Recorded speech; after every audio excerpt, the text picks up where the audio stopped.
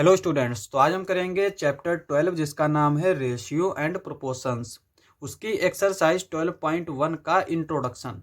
तो इस एक्सरसाइज में हमारा क्या है, प्रोपोर्शंस। प्रोपोर्शन हमारा क्या होता है, यहाँ पे पहले डेफिनेशन देख लेते हैं। If two ratios are equal they are in proportion. अगर दो रेशियो जो है वो इक्वल है तो वो प्रोपोर्शन में होंगे। और प्रोपोर्शन के लिए हम कौन सा साइन यूज करते हैं, जैसे रेशियो के लिए हम 2 डॉट का यूज करते हैं, प्रोपोर्शन के लिए हम इन 4 डॉट्स का यूज करते हैं। और कहीं कहीं पे इक्वल भी लगा होता है। ठीक है, अब यहाँ पे इसको कैसे समझते हैं, जैसे एग्जाम्पल के लिए हम ले लेते हैं दो प्रोपोर्शन, दो रेशियो ले लेते हैं। तो ले लिया हमने 15 और 45 एंड दूसरा ले लिया हमने 40:120। अब हमें देखना है कि क्या ये जो है प्रोपोर्शन में होंगे या फिर नहीं होंगे। तो इनको हम कैसे देखेंगे, हम इनको पहले सिंपलेस्ट फॉर्म में कर लेंगे। ठीक है, जब सिंपलेस्ट फॉर्म में कर लेंगे तो जो रेशियो अगर इक्वल हुए तो हमारे प्रोपोर्शन में होंगे और इक्वल नहीं हुए तो प्रोपोर्शन में नहीं होंगे। तो यहाँ पे हम इसको लिखते हैं पहले 15/45। तो यहाँ पे अगर 15/45 को देखें तो हम डायरेक्टली काट सकते हैं इसको। 15×3=45। तो यहाँ पे आएगा 1/3। और अगर इस तरह से नहीं काट पा रहे हैं तो 5 से हम डिवाइड कर सकते हैं पहले, और फिर जब छोटा नंबर आएगा तो हम उसको फिर दोबारा से डिवाइड कर सकते हैं। तो यहाँ पे 1:3 आया, तो इसको लिखेंगे 1:3। अब इसको देख लेते हैं, ये दे रखा है 40/120। तो यहाँ पे एक 0 से 0 कैंसिल, 4/12, 4×3=12। तो ये आ गया 1/3। इसको भी देखें तो ये आ गया 1:3। अब यहाँ पे हमने दो रेशियो को सिंपलेस्ट फॉर्म में लिखा तो हमारा 1:3 आया दोनों में। इसका मतलब क्या हुआ कि ये जो है वो प्रोपोर्शन में है। तो यहाँ पे लिख लेंगे दे आर इन प्रोपोर्शन। और इसको हम डायरेक्टली इस तरह से भी लिख लेते हैं 15:45 प्रोपोर्शन 40:120। इस तरह से भी लिख लेंगे अगर प्रोपोर्शन में है तो।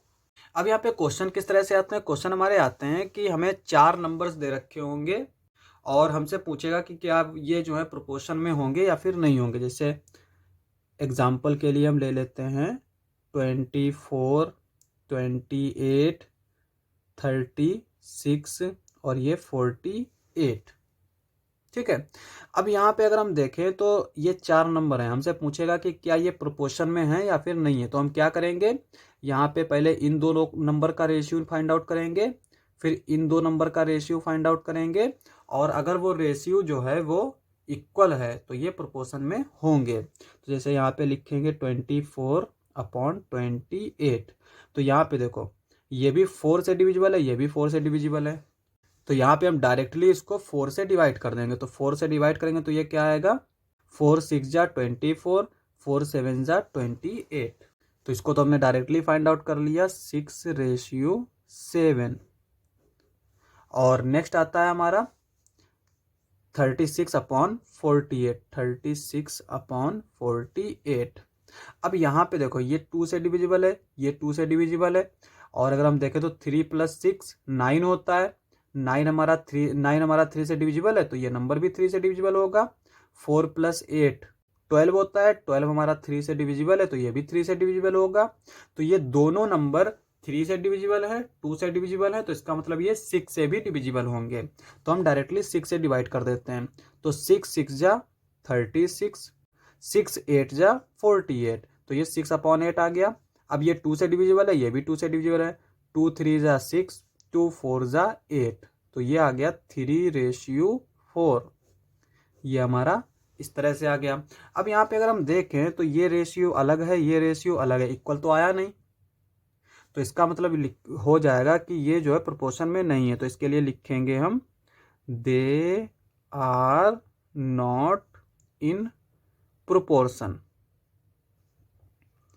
तो एक तो इस तरह से क्वेश्चन हो गया। दूसरा हमारा किस तरह का क्वेश्चन आता है, ट्रू फॉल्स का। मतलब हमें प्रोपोर्शन दे रखा होगा, जैसे कोई हमें इस तरह से दे रखा होगा और हमसे पूछेगा क्या ये लिखा ये सही है या फिर नहीं है।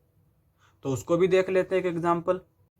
तो यहाँ पे देखो इस तरह से क्वेश्चन लिख लेंगे हम, एग्जाम्पल 12:18 प्रोपोर्शन 28:12।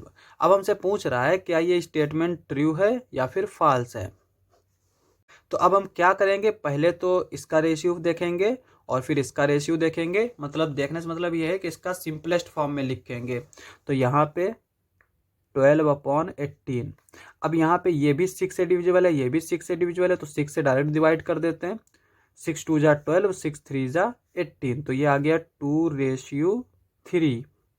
और इस तरह से अगर हम 28/12 लिखें तो यहाँ पे ये 2 से डिविजिबल है, ये 2 से डिविजिबल है, दोनों 4 से भी डिविजिबल है, तो हम डायरेक्ट 4 से डिवाइड कर देते हैं। 4 7 जा 28, तो ये 7 आ जाएगा।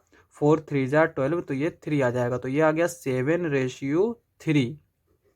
ठीक है। अब यहाँ पे देखो ये हमारा अलग है, ये हमारा अलग है, तो इसका मतलब क्या हुआ कि फॉल्स होगा स्टेटमेंट, यानी ये प्रोपोर्शन में नहीं होंगे। तो यही सारी चीज़ें हमारी इस इंट्रोडक्शन में होंगी। इंट्रोडक्शन समाप्त। नेक्स्ट लेक्चर में करेंगे एक्सरसाइजेज। आज के लिए बस इतना ही।